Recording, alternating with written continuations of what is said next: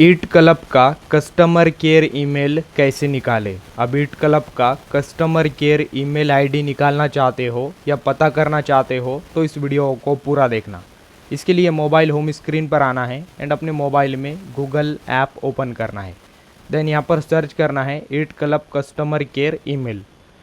Then ये type करना है एंड इससे सर्च करना है। सर्च करने के बाद फर्स्ट नंबर पर ईट क्लब का ऑफिशियल वेबसाइट ओपन होगा। देन आप इस वेबसाइट पर क्लिक करोगे एंड वेबसाइट ओपन करोगे तो ये डायरेक्ट आपको ऐप में फेंकेगा, यानी ऐप में आपका लॉगिन हो जाएगा, वेबसाइट ओपन नहीं होगा।